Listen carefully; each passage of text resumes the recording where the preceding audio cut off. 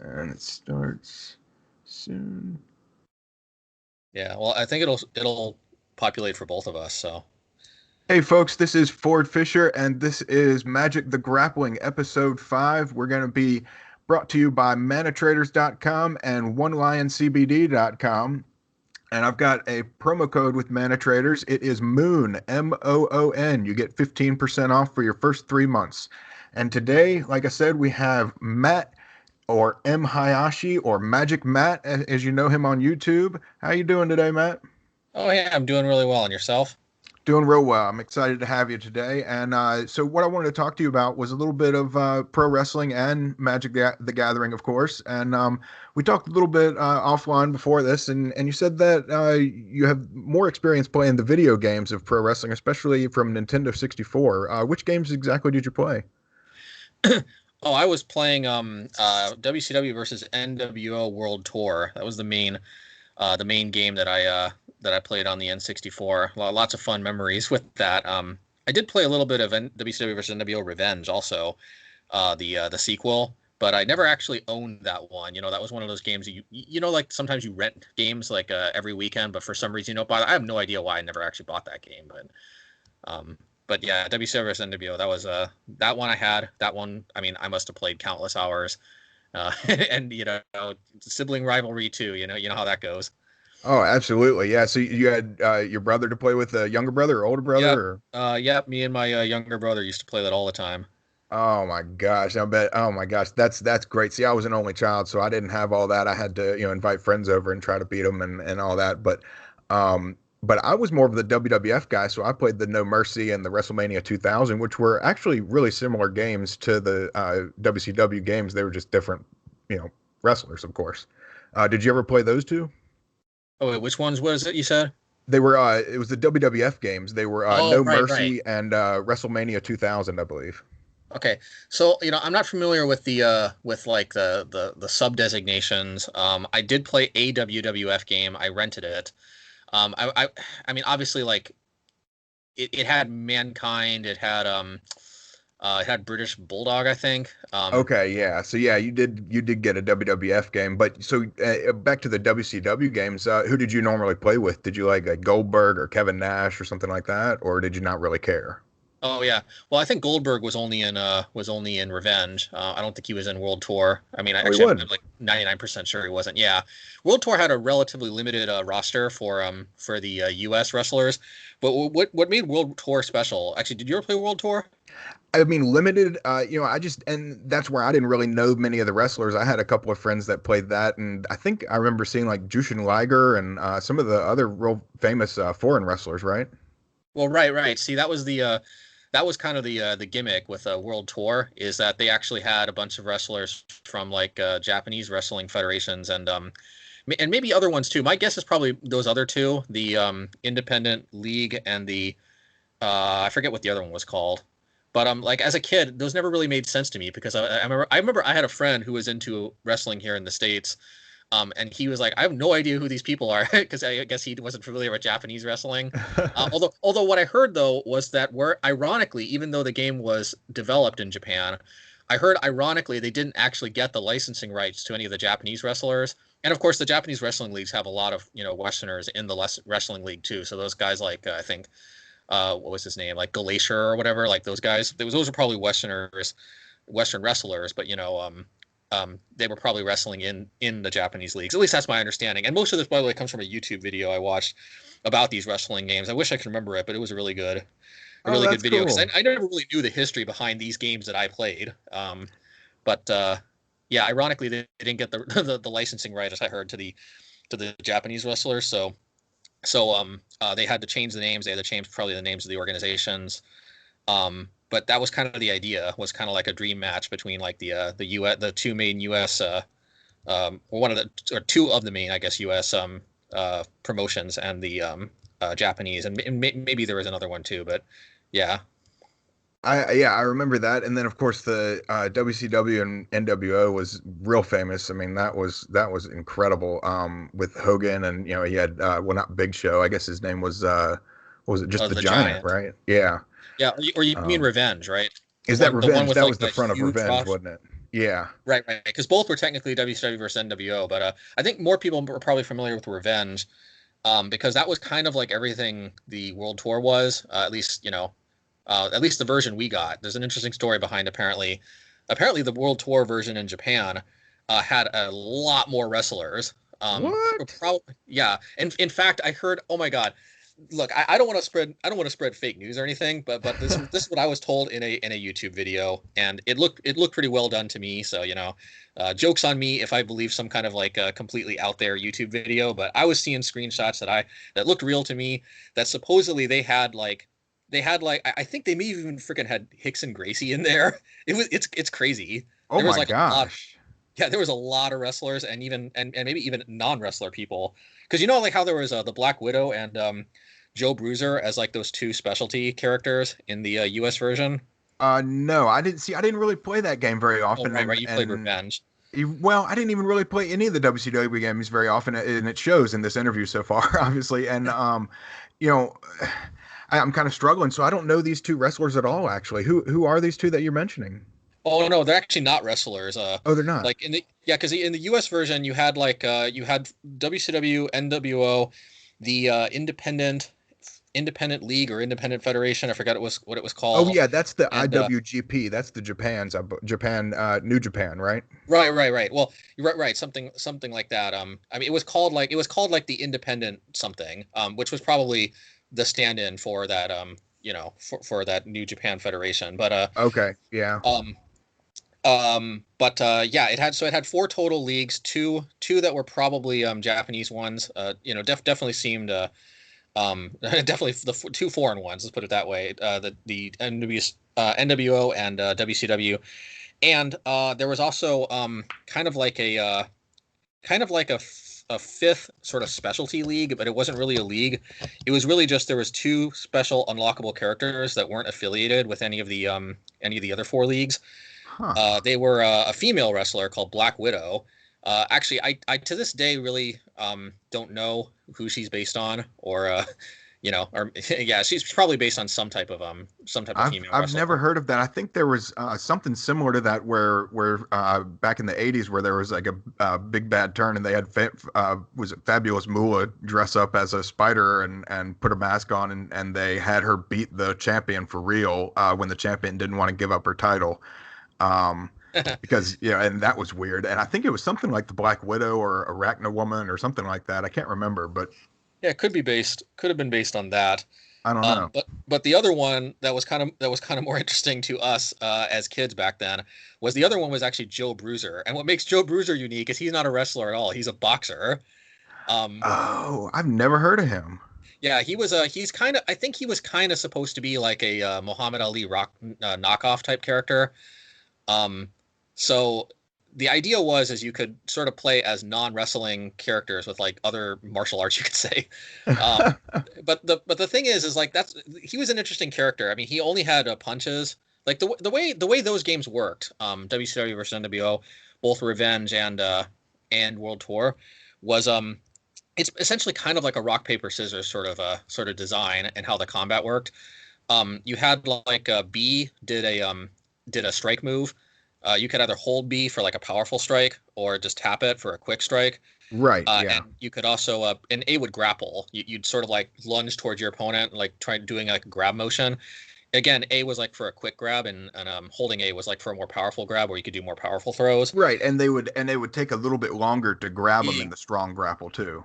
Exactly. So the idea was it created this kind of mix up situation where like the strikes were quicker, but they also did less damage. The throws really incapacitated your opponent, but obviously, like you couldn't just keep pressing A trying to throw the people because then like you would because what you could do actually is that I think if you slap them while they were trying to go for a grab, I think they would kind of reel back like stunned, and then you could grab them back, or you could do like a running attack and knock them over that way. Oh, But I that's actually good. yeah, and another thing too I remember is that you could counter either a strike or a grab. You had to press R. Like actually, you could block a strike with R, and if you hold it down, you'd block it. But if you tapped R like right as soon as the strike was about to hit you, kind of like parrying an attack. Like you ever play Street Fighter 3 with the parries? I played Street Fighter 2, but I know what you're talking about with the perfect timing, though. I mean, you Right, have to right, hit right. I it mean, a lot of right fighting at games the have perfect that. time. Yeah, and some of Exactly. the more modern wrestling games did, like SmackDown versus Raw and the PlayStation 2 games. It was all about reversing and hitting it right at the perfect time. So I know what you're talking about. Yeah. Exactly right. The idea being was that you could block a strike like tactically speaking, but if the opponent got a little too obvious with like you knew they were going to strike because they were, telegraphing themselves too much and being too predictable, then you could time like a pressing R just at the right time, and then you could basically grab their arm and then like toss them over. Kind of like getting a free grab, and you could do the same thing with a throw. If you press L at just the right time, you would kind of like smack their arms away, and then you could they wouldn't quite like be throwing like the other one, but they would reel back kind of like if they got hit while they were going for a grab. It was like, yeah, Uh, it was like blocking a strike also, though. You could do that with the L button, right? well, yeah, well actually L was actually kind of like moving away, like you would kind of duck and move backwards. The Oh, idea I would being do. Yeah, I remember that now. Yeah. Yeah, the idea being was that it was kind of like a counter for a grab, because if they went for a grab and you press L, then you'd kind of like shimmy backwards, and then you'd be right out of range, and then you could punish them. Gotcha. Yeah, it was actually pretty.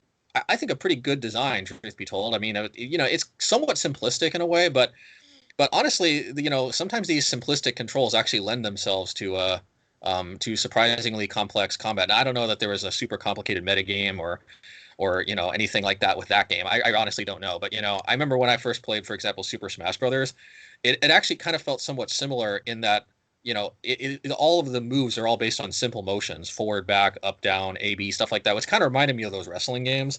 It is, yeah, Um, just like Mortal Kombat. I mean, it's yeah, and then it breaks down into combos sometimes, and then you just don't want to be repetitive, and you don't want to be anticipated. You want to anticipate others. Right, right, exactly. But especially like the more simplistic, like the more traditional like Street Fighter based fighting games are all those like quarter circle motions, all these like you got to swing the joystick around 360 degrees and all that stuff. Like if but none of that with like the wrestling games. And my point is just I remember admiring the simplicity of the design, and also the kind of mind games that it would still enable without necessarily like taxing you for trying to remember any kind of complex move sets or anything like that.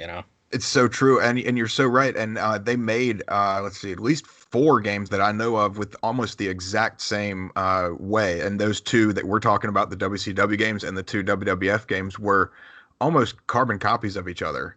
If you ever play any of them, and it's amazing to see. And you're so right. That's how popular they were. They were easy to make. They were very easy to market, and really had great what is it called, replay value, right? Yeah, yeah, great with friends too, especially for the Royal Rumble or the tag team matches you could do for four players. That was where it was really at. Absolutely. And you had all the rumble packs, and oh my gosh, man, I remember N64. That was just so much fun. I can tell how intelligently you speak of playing these games. You have a lot of hours playing these games, these two WCW games. Oh Um, yeah, well, like when you're a kid, that's like your whole world. it is, man. So I mean, do you have a favorite wrestler either in the game or in person that you've ever really just followed or enjoyed watching all the time? Well, in the game, I think one of my favorites was Scott Norton. To this day, I'm not too familiar with him, to be honest, but I like the way in the game he had a very unusually quick, powerful punch. That's In cool. which I you was could not expecting you to say him of all people. Yeah, it was mostly just because of the game mechanics. It's just like that powerful punch you could do. Like normally when you hold B to do like a powerful punch, most people had like a big wind up, but for some reason Scott Norton, his punch came out pretty quick, like boom. And Oh and man. because it came out so quick, you could also chain it together to do like multiple strong hits in a row. I don't know that he was broken or anything, but like he was one of the only wrestlers that could do that. So naturally, that was pretty cool to to pick him and do that That's as. cool, But man. And Scott Norton, I don't really know all that much about him, honestly, but I know that he was in WCW for a while, and then he went to Japan mainly as his where his career was because he was such a strong style guy. I mean, he would just hit everybody so hard, and I think that's how they represented him well in the game if that's what he was able to do with all the strikes and being able to catch people off guard like that, because that's what he right. did, man. He was just like a flipping fire hydrant just sitting there, and he would just crush you. Um, Yeah. it was like he was the closest thing to like a striker of the wrestlers. Like he had the best strikes of all the wrestlers, interestingly. But anyway, He was, yeah. Have you ever been to a pro wrestling show live? no, I haven't. But the pro wrestling culture definitely definitely interests me. I mean, it seems like quite an enjoyable time. Lots of festivities and all of that. Oh yeah, before COVID hit, I think I went to Roanoke, Virginia for the Star City thing that they did in the summer. I think it was in 2018, and I saw all kinds of different wrestling shirts walking around. People wearing Bullet Club shirts. Have you ever heard of Bullet Club? Oh no, I haven't. Okay, right on. Well, if you ever see that, that's a wrestling shirt, and it's a group of guys. It's pretty much like the new version of the NWO, and they actually do the NWO Wolfpack signal to each other, and so it's kind of funny. So yeah, if you ever see that, you'll know what that's from. What I did on a recent episode that I did was talk about the similarities of pro wrestling and Magic. Do you think you have any similarities that you know of right off the bat, or what do you think? Yeah, well, maybe just the um that it's kind of an odd comparison. But maybe just sort of like the give and take of like how wrestling is kind of like putting on a good show. I mean, well, obviously, I mean, we're all adults. We know it's it's not like it's not like a combat sport per se, but you know what I mean. It's like the way I like how you're Magic is. dancing around the word fake. That's great, man. Hey, no, no, because it's no, because the thing is I don't like that word fake, and I understand why wrestling fans wouldn't like that word either, because it's like it's real entertainment, and it's Yeah. like they do real work to put on a real show. It's not like a combat sport though. I mean, it's not like it's hard to explain, but you know what I mean. It's not like the UFC or anything, but it is No. a real show with real work, and they do really get injured, as obviously I'm sure their insurance And companies they're know. athletes, of course, for sure. But Exactly. yeah, it is predetermined and it is a choreographed show. But so the main similarity to me, and I know there aren't very many. I just kind of put you on the spot there. I'm sorry about that. No, no, But it's fine. Yeah. my main similarity to me is that there's been a real incredible power creep in both in the moves in pro wrestling and in cards and Magic throughout the years. Like you look at 1993 and 1993 wrestling and both in Magic and in wrestling, and I mean it's completely different. I mean, you got Bret Hart versus Mr. Perfect in 1993 wrestling, and back then you got like Swords to Plowshares and Counterspell and things like that. But like I was talking about a card, like an old Magic card called Tranquility. You remember that one at all? Yeah, yeah. Destroy all enchantments. Or was it or something else? Maybe I'm. Yeah, that's exactly it, man. It's real Yeah. simple. It's green and two sorcery and destroy all enchantments. And now there's a newer card, of, I'm sure, Back to Nature. It's just Two mana. inherently better. It Yeah. costs one less and it's an instant instead of a sorcery. So, I mean, Magic has really just ramped up the power, and some cards are just useless now. Like, I'm sure I know you know the wrestler Shawn Michaels. You've heard of him before, at least, right? Yeah. I've heard the name. Not super familiar, Okay, but yeah. well, say Jake the Snake Roberts. You've heard of Oh him, yeah. Oh right? yeah. Jake the Snake. I mean, Okay, who hasn't? so he did the DDT. He came up with that, and that was his move. And everybody does the DDT. And back in like '93, if you saw a DDT, the match was over. And now there are like 100 different variations of DDTs, and it may get a one count in wrestling. And it Uh, just so it's just the it's kind of evolution one of off. everything is crazy, but it's still popular. So I'm okay with that. And the only Right. other one I see is the inclusion of women and people of all different types of sexual orientation, and both in Magic and in wrestling. It's been really nice to see the inclusion of that, especially women and just everything. Just it's been great to see that over the years. Especially in Magic though too, because they seem to be more welcoming of that. I'm not trying to say anything about each group, but I mean, I love how there's inclusion of everything: women, people of color, people of different everything, and I love it. Just the inclusion is great. What do you see that too? Well, you see, well, actually, I think it's surprising, really, how much Magic has grown. That there's even mass interest, honestly, among, for example, female players.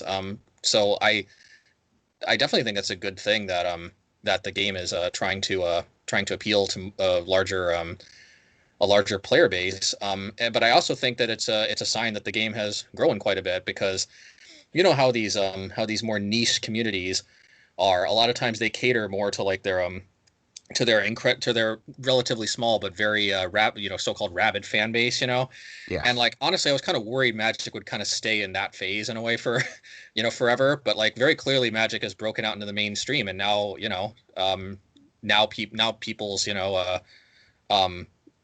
people, and I mean men and women, people of all different walks of life, everybody's into it. It's not just for like, and because the thing is, it wasn't even necessarily just like a demographic thing before. It was also just kind of like a one particular taste kind of thing too, But now it Yeah, feels like it's it kind of for had kind everybody. of a stigma to like Dungeons and Dragons, and being real satanic when E- I was a child, and Exactly, and So and now that's it's for changed. everybody, Yeah, Yeah, it used to be just just old fat greasy guys, just and that's what it was, and that's what people always thought it was, and now it's expanded from that. I mean, hey, granted, there are still a good share of those people, and you know what? To all those people, take a shower. yeah. I But mean, we love you. We love you. Okay, we yeah, love that's as they say. You're right to. Anyway, as they say, you got to be mindful of others. You know what I mean? Like, you. Yeah, man, that's when you're. right. You know it is. So I wanted to talk. We're going to switch over Oh, to Magic hey, more, and yeah. Hey, can I just say something real quick though? Because like, sure. it really seemed like, so I was going somewhere with my answer. What I was just trying to say about the similarity between pro wrestling and Magic is just the importance of like of having a good time. And I feel like I feel like at least for me, Magic is at its best when the game produces very interesting an interesting play dynamic, a good back and forth. Not that it's like predetermined or anything, but like like I swing with a bunch of creatures. There's like critical blocks, and they like zap one of my creatures, and then they like make a counter attack. But then I've got some type of removal spell for one of their creatures. Like a back and forth. Anyway, I was just Yeah, there's a that was lot of just kind good of interaction. yeah, interaction exactly. So that's just what I wanted to say in case, because obviously that wasn't coming out maybe as well the first time around. But that was my similarity that I Hey, I that put you right on the spot, man. That's okay, and that's a perfect answer. That's something I didn't even think about, and I'm really jealous that I didn't think about it, to tell you the truth. But I'm glad it's on my podcast here. So, that was a great idea. I love that. Well said too, and that's part of what I wanted to talk to you about is that you are from the videos I've watched that you have on YouTube. You are very eloquent. You get your point across real easily, and I love that for someone that plays so well.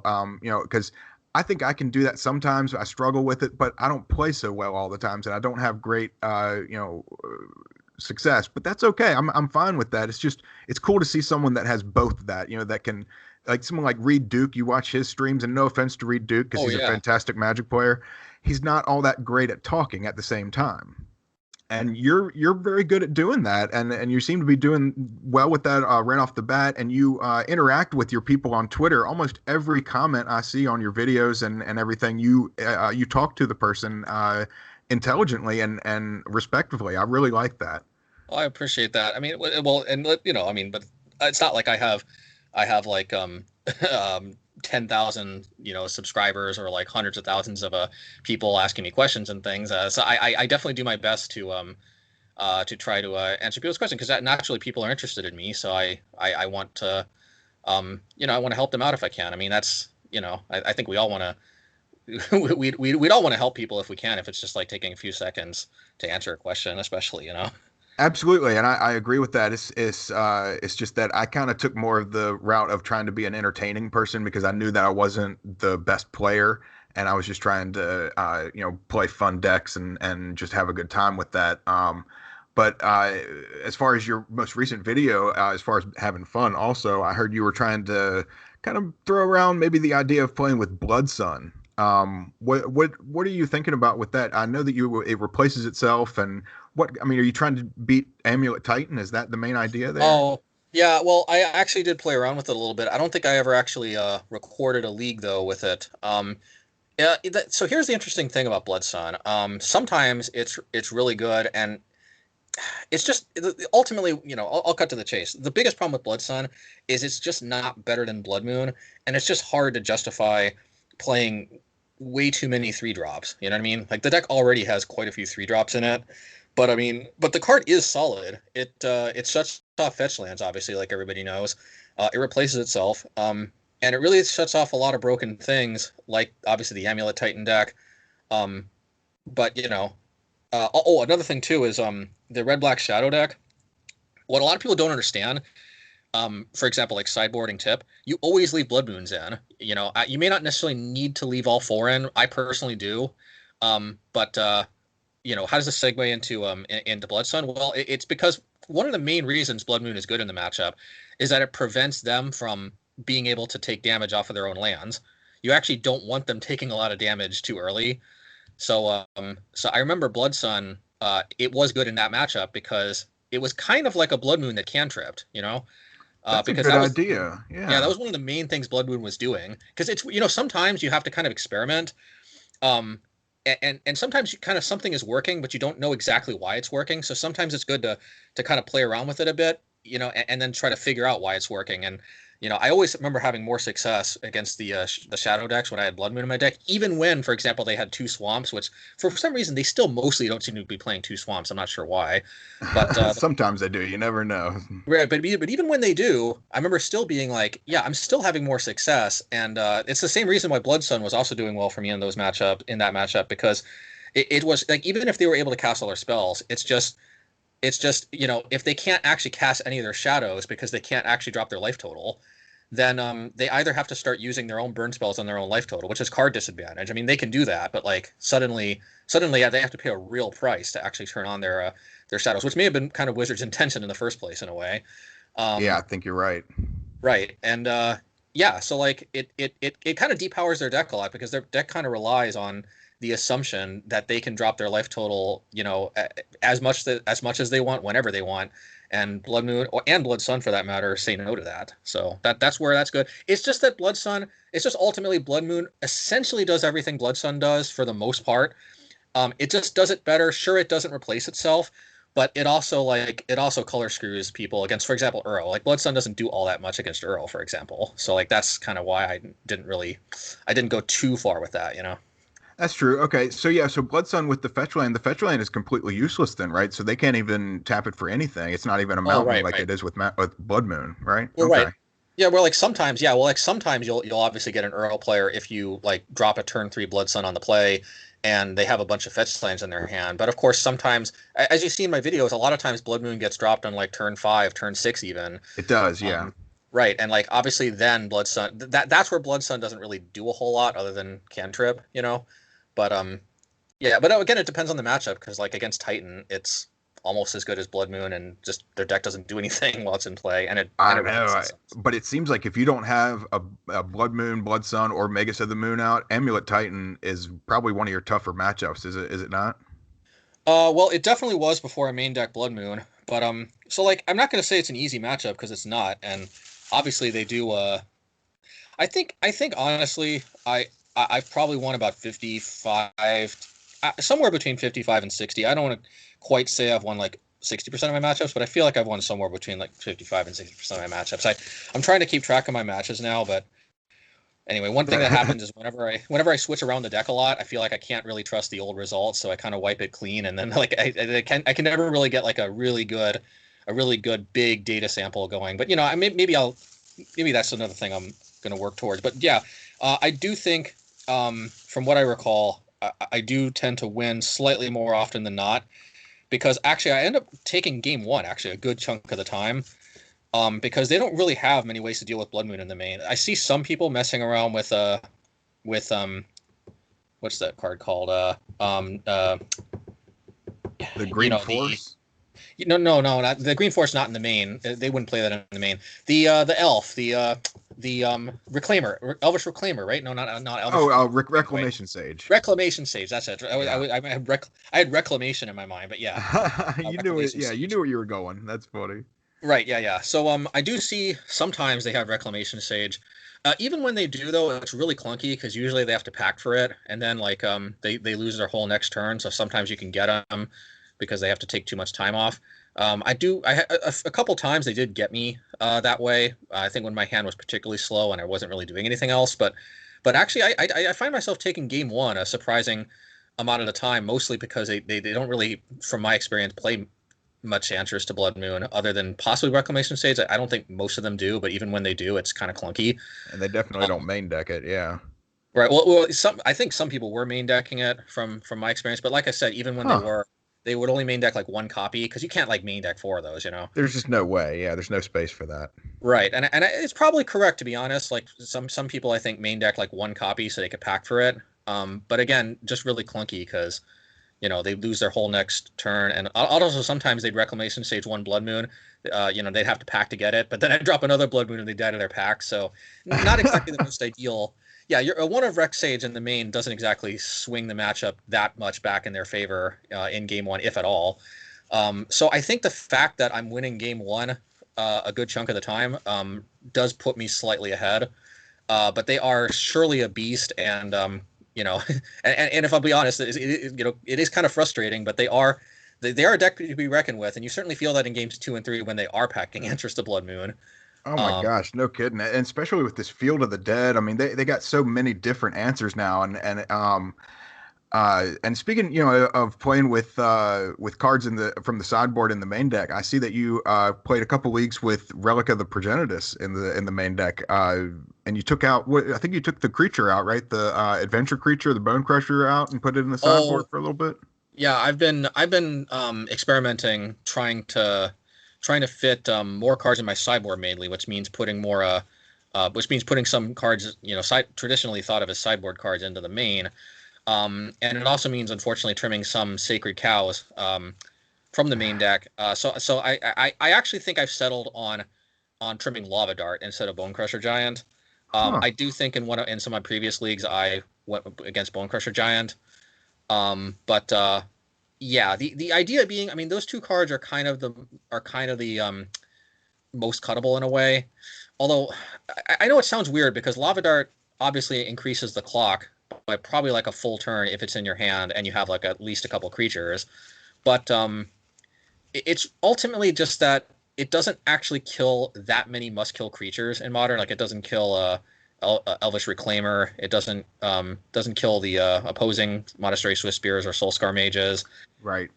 It does kill Bomat Courier, but that's like only one threat in the Shadow matchup. That's true. Yeah. Yeah, I mean, and people don't seem to be playing many Mana Dorks anymore. It does kill Arbor Elf. That's like the best feeling in the world, a Lava Dart and Arbor Elf. But oh my gosh, I love it. But that's there aren't as many of those type of plays being played as there was probably like a year ago. I find. That's true. Yeah. My gosh, speaking of a year ago, I mean, God, I tell you, man, COVID and all this, I feel like it's been like 5 years since anybody's seen anybody in person. But let's see, what was I had a point I wanted to bring up and I lost my train of thought here, but you know what? It really doesn't matter. Main deck relics. Main deck relics. No, I guess maybe I was just saying that you try so many different things. I guess this is what I was thinking about, was that you try so many different things. You have like something like 40 trophies in this past season or this current season. Is that about what you have right now? 40 or so? 38 actually. And so Hugo Fratitas, if that's how you pronounce his name, seems to have taken the first spot as we, relatively recently. But I mean, the thing is it's I took a break for a while, and plus, it is what it is. I'm actually trying not to be as obsessed with trying to be like number one because. And that's okay. Ironically, I think I burned myself out for a bit, and probably it hurt my play as probably people on Twitter were noticing. So. And that's what you were talking about earlier. You really just want to have fun and you want to enjoy the game. It's a hobby. It's not supposed to be an obsession and something like that. And that's what we were talking about, the similarities of Magic and wrestling. And I love that, how we came full circle with that. Right. So I initially heard of you through the Discord on Merfolk, actually, because I know you're pretty experienced playing with Merfolk also. But you have more success with the mono red prowess, right? Yeah, and I sorry to my Merfolk fans who might be listening to this, but unfortunately, all 38, and it's actually 38. I'm hoping to get over 40. I'm hoping to get 50 by the end of the season, but that's anyway. But back to Merfolk. Yeah, sorry to any Merfolk fans listening, but unfortunately, I hate to be the bearer of bad news that none of those 38 trophies are with Merfolk. Now that being said, there has been plenty of seasons in the past where more of my trophies came from Merfolk than from the red deck I was playing, and that's actually kind of something people probably noticed is that I'm basically always playing Merfolk and a red deck variant. That's You kind of are, yeah, yeah. and There's you're almost never kind a of time an yeah. I've noticed that you're kind of an older player, just because and the only reason I noticed that was when I looked at your YouTube channel and I saw in your Magic Online folder, you just have two decks and it says Merfolk and Red Deck Wins. Now, Red Deck Wins is kind of like a red flag, like when I see somebody say Type 2 instead of Standard. I'm like, oh, you've been playing for a long time. And, Right. so when did you started playing in the early 2000s, right? Yeah, yeah. Like I said, the Judgment, right when that. Oh, and I don't, and this might have been missed because we kind of went back and forward. But like my first like rude awakening to how Magic worked is like all those expensive invasion cards for the time that is. They all rotated out. Can you believe it? It is I like know they what did. I hated really? it. But at the same time, you get to play with some of the cards that you remember, like with those mono red prowess. You're playing with Lava Dart and Lava Firebolt. I Dart and mean, Firebolt. Oh my God, yeah. Yeah, the funny thing was Lava Dart was like hot garbage back then. That's the funny thing. it I was. remember me and my brother used to ridicule Lava Dart, and that used to be kind of like our card that we'd ridicule. Is like, oh, what a Lava Dart. But like, it's funny. It's so ridiculously powerful today. But I kid you not, the card was hot garbage back in the day. Like, It it really was. was. Folks. I mean, I've been playing since 1997 myself, and I mean, it was awful. I used to throw them away. To tell you the God's honest. I mean, I hate to be awful about it, but I think I got a foil of one, and I traded it for pretty much nothing. And I mean, I just Oh man, and and people now. love that old art too. Yeah. Oh gosh, and it's fantastic. And I mean, I hate it now because it's probably a foil Odyssey one, right? Is it worth like what, $10 Uh, probably at least? well, who knows? I mean, more than we ever thought it would have been worth. That's for sure. Oh my gosh, I hate myself with how many cards I've thrown away over the years, and not thrown away, but I mean, sold and just gotten rid of over the years. And I mean, I think I would have my own house. I'd be able to put a down payment on a house right now if I had sold or kept all the cards from that I've had over the years. Right, but don't Um, forget some of the cards dropped in value a lot, like the Urza's Rage I was talking about. I remember that was like that was one of the few surprisingly expensive cards from back in the day. I think it was over $10. I don't remember for sure, but I remember being like, "What? People play that for a Magic card?" That's a card that has not withstood the test of time. So if you that's invested in Urza's true. Rage, you would have lost a lot of money. We only remember the cards that go up in value, but there's a lot of cards from the day that people thought, "Oh, Call of the Herd." I remember that was also worth a lot of money back in the day. That's not Call of worth the anything Herd. today. That was a fantastic card, and nobody plays it anymore. And I love that card. I And they miss that reprinted card it, so didn't they? much. I think it I'm was not in one sure if of they the did. Let me Masters. Yeah, the Ultimate Masters, I think. let me look at this quick. Sure, yeah. Call of the Herd. I want to see if they reprinted this. Suddenly, if they did reprint it, suddenly I'm getting the urge to to try to play it again and see if it can Well, be. it's probably Oh still yeah, good yeah, in yeah. Time draft. Spiral. Time Spiral. Okay, yeah. And I thought there was a Masters set that did it, but maybe not. Um, This card still might actually be better than people are giving it credit for. But granted though, 3 mana for a 3/3 is not what it used to be back in 2003 in seven mana for memories. 2/3/3s. I mean, come on, man. What do you what else can you ask for, right? Yeah, I don't know. Yeah, but I mean, in theory, it seems so good because you get two creatures in one card. But I have a feeling today the problem is that those two creatures are kind of heart garbage. But you never know. You never I know. know. I love trying to see if these stuff is like better than meets the eye. You know? Well, you go like they got that new green card. What was it? The one that has the it's kind of like ancestral visions, but it's the green one, like the crushing rhinos or something like that, and you get Oh two yeah, or four crashing rhino footfalls. tokens. Yeah, yeah. So I mean, and that's where the power creep is. It's completely changed now. So and now they get 4/4 tramplers instead of two just regular 3/3s.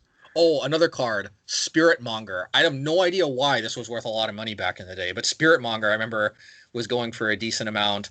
I was never interested in it, so I never honestly paid that much attention to the price. But I remember my brother saying something like, "Can you believe this is worth like so much money?" or something like that. And it's That like, was a chase card, man. That was like $20 back in the day. right, and it's so funny because it's like 5 mana for a 6/6. It was so insane back then, but it's just so nothing special today, isn't it crazy? It is, yeah. I mean, I think I used it in my very first EDH deck, but I mean, I've always loved that card. I think somebody just did really well in a tournament with it. It was somebody, I think the guy that came up with the very first Rock deck, and called it Rock, and it was green Oh, black, and of course, it had 4 Spirit Mongers and several other good cards in it, oh, Pernicious sweet. Deed and things like that. And I think that's where it got really popular and valuable, if I'm remembering correctly. And he came back. I think he's like a German guy. I know I'm terrible with this, with the names, but I'm pretty sure he came back recently and he was still playing green black and he did well. Um, Not like so Darwin Castle, right? Or that sounds like a British name, but anyway, I don't know. no, I can't remember his name. I feel like it was a German name. I'm sorry Yeah. if you're out there listening for some odd reason, if you are listening out there, but I can't remember your name. Um, so let's see what else I wanted to talk about here was, so like, you don't really have any problems with life gain and people playing with life link. And I mean, if you ever wanted to play with Skullcrack or like Rampaging Ferocidons or anything like that. Rampage for Ferocidon, yes, actually, I love that card. I just can't make room for it. But life gain though, honestly, in this particular mono red variant, actually not so much. Life gain is really the main thing I like about Rampaging Ferocidon, is just that it constantly prevents any life gain, so it ends up accruing a lot of value as the game goes on, and it really makes cards like Empty the Warrens or cards like like the token strategies. It punishes go wide strategies really hard, which sometimes can be a little bit of a problem. Otherwise, not like a huge problem, but I like Frostodon because it kind of shores up some issues the deck has. But honestly, like Skullcrack in this version, not so much. I mean, again, Burn Skullcrack is an all-star for a It reason, but that's is, yeah. because yeah, but that's because Burn plays like a set number of cards that deal a set number of damage. So like in theory, if the opponent casts enough like cards that like if the opponent casts enough Feed the Clans, for example, you eventually you won't have enough like burn almost in your entire deck to finish them off if they gain a certain raw enough total of life. But like in this That's deck, true. especially the Obosh versions, I'm not presently on an Obosh version. I could very easily in a drop of a hat see myself going back to one, obviously, but especially like in the Obosh versions, there is no issue if even if they're at if I almost killed a Heliod player who was over 200 life, with What? Obosh in play. Yeah, That's incredible. because that's how much. I mean, all it takes is a couple Bone Crusher Giants, and Obosh attacking every single turn, and some prowess creatures, like getting multiple triggers, and like you can definitely take them down from over 200 life with an Obosh in play. I'll tell you that for sure. Oh my gosh. Yeah. I guess that is one of my other questions I wanted to talk. So you do, when you do play with an Obosh version of the deck, do you really go for it often, or does it just happen on the side? Or, I mean, what do you normally want to do it? You mean like how often do I actually cast Obosh? You mean? Yeah, I'm sorry. I asked that awfully, but, yeah, do you like to cast it a lot, or, Well, do you just like yeah. to I do mean, that as a secondary thing? well, obviously, I do like to cast it a lot, but as to what like how often I do and like whether or not it ends up being a big role player, Like a uh, viable, yeah. yeah, yeah. So the answer to that primarily depends on the matchup. I've just kind of recently been telling people who ask me like how I feel about Obosh. Basically, I tell them this: Obosh is one of the most insane mid-range matchup mirror breakers out Hmm, there. Like it stomps all over fellow mid-range decks. interesting. Now, Jund players who know what's up will always hold a Thoughtseize in hand as long as there's an Obosh in the companion zone. That's smart. That is one problem. However, that does mean you're taxing that Thoughtseize and it's not hitting something else, so you're still actually getting value that way.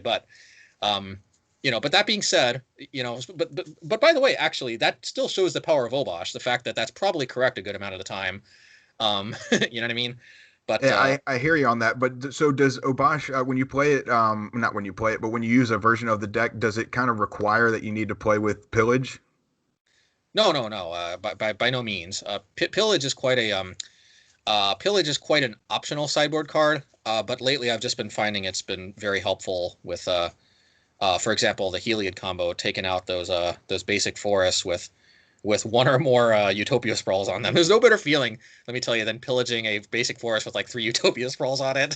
Oh my gosh, I hear you on that. I mean, I play a lot of Merfolk myself, and hitting a, forest with 2 Utopia Sprawls with a Oh, Spreading Seas or Ready something like Seas. that, ooh, or a Seas Claim, Oh, I play Merfolk too. I've been man. there. Yeah, I know you do. Yeah, you play a lot better than I just said. It doesn't really matter. But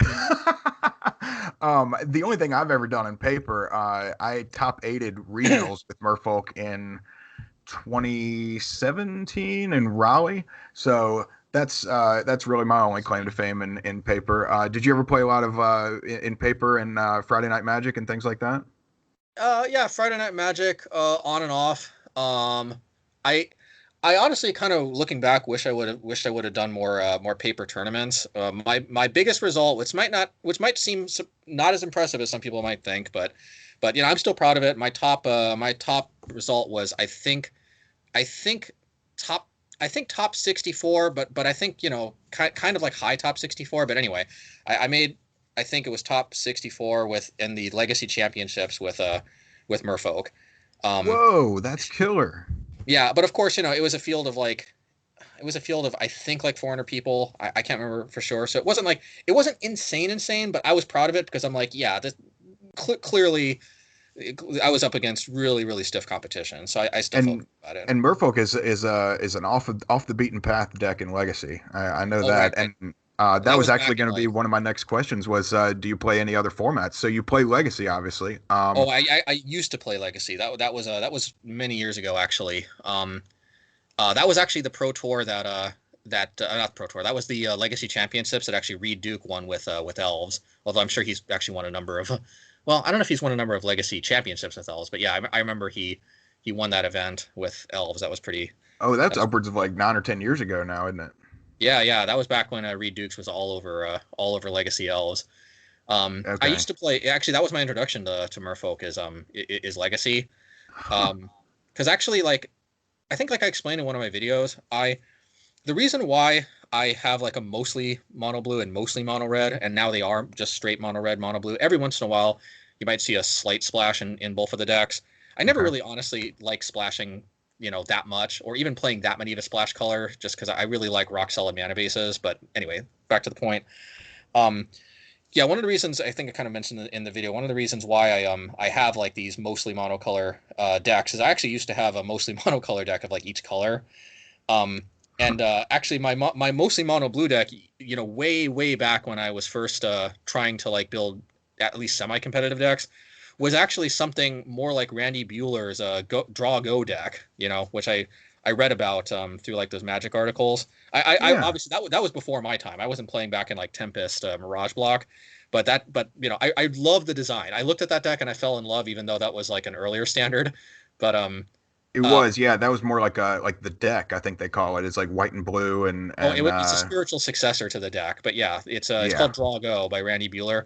I do Um, remember Drago, yeah. I fell in love with that deck. Let me tell you though, like trying to play a deck like that in Legacy, I Oof, was getting my butt kicked quite a bit because it's like difficult. you just can't answer. You just don't have an answer for everything. Certainly, you don't have an answer in Mono Blue in Legacy. So No, so when I was trying to like actually get into because the thing is when I had all these old cards and I actually got the competitive itch again, like really the only thing back then was Legacy. So of course I wanted to try to play Legacy if I could. it was, and it was Um, called Type 1, and then you had Standard was Type 2, and that was pretty much it. I mean, some people played Extended, but that was all we really had. right. So like when I tried to get into Legacy, I realized pretty quickly that some type of mono there is actually a mono blue control deck in Legacy. I think it uses a back to basics if I'm not mistaken, and it might also use a energy flux and Stand I don't still. yeah like yeah it's funky that let me tell you that type of control deck is not my style. It is technically control, but like I wasn't interested in that, and I think I was aware of that at the time too. But like basically my two options were like that funky not Drago style mono blue control deck or Merfolk, and I'm just like yeah Merfolk for sure because Merfolk all day, man. The first time I ran into Merfolk was actually at an FNM when we first started playing Modern. And I was playing with a black green rock deck, just kind of like basically anything that was 2 for 1. I was playing like Abrupt Decay, and it was before Assassin's Trophy came out, and this was right around the beginning of Modern. And I got all the way to the finals, and it was the first FNM I had gotten to the finals, and I played against this guy that had Merfolk, and he ran over me in the first game. I mean, was just like Lord, Lord, Lord, Lord, and just kept crushing me. And I was just like, what the hell is going on here? But I ended up winning, and I ended up beating him in the second and third games. But I just dropped the deck. I was like, shit, I'm selling this whatever all my cards, and I'm getting some Merfolk cards, man. And I ever since like 2013, I have been hooked on Merfolk. And then I heard about you, of course, like about a year ago, and then you got more into the Mono Red Prowess, and I started playing that. And you've really influenced me, and I think you've influenced a lot of people in Magic, and I'm really glad that you have become, more accessible on the internet in the past year or two. I don't know if that's a good word to say, but Oh, I um, appreciate it. you Yeah. you've been putting up a lot of trophies and success over the past couple of years, but in the past 1 year, I guess, is when I've noticed you've been on the internet more often and talking about it and doing YouTube videos. Is that about right? Yeah, I think it started about like, May or June or something of last year, maybe June or July. Can't remember for sure. But I remember actually what it was it was actually Samurai Drive on Twitter.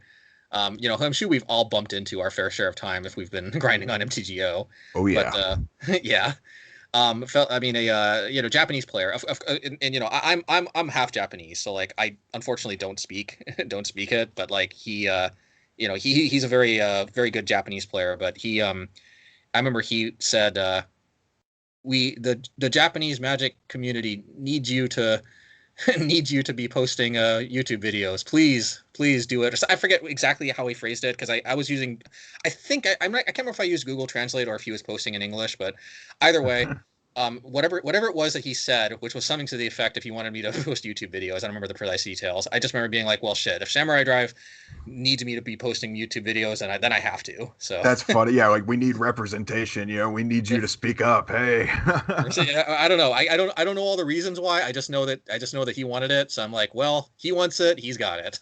Well, I So tell you, on behalf of him and everybody else in the Magic community, we thank you for all that you do, and I know you go out of your way to put all these videos up, and it really means a lot to all of us. Speaking of thank you for this interview, man. This has been so much fun. I have enjoyed this. This has been about 50 minutes of straight talking, and I love it, man. This is going to be the longest podcast I've done since I've started. This is only the fifth episode though, so this is great, and I don't know how else to thank you, man. I, This is great. well, it's my pleasure. Anytime. It's been a blast. Thank you Yeah, so much man. for inviting me. I didn't think it was going to be this fun. Not, yeah. I mean, yeah. Like I'm surprised by just what a blast it's been. Yeah, I try to not make it more like an interview. I try to want to make it more of a conversation, and and Oh, I by hope the way. I've tried to I've done that, facilitated that for us. Oh, okay, good, good. I was worried for a second it might not have been recording, but I think it is. Awesome, awesome, awesome. Yeah, man. So I'm gonna sign off right real quick, and I'm gonna do a couple things and say that this video has been brought to you by manatraders.com and onelioncbd.com. And if you want to check out down in the description, I'm gonna leave Matt's social media and everything else down at the bottom, and you can check out my promo code. It is Moon MOON. You get 15% off for your first 3 months. And Matt, do you have any projects or anything that you want to talk about and point people to? No, just I mean, hey, if follow me on my YouTube channel if you're at all interested. I'm definitely hoping to be more of a quote unquote real YouTuber at some point, and I love giving back to the Magic community because heaven knows it's given me so much joy. That's great, man. I'm so glad. Well, thank you again for joining me on Magic the Grappling, and we will see y'all around the bend. See you around, folks.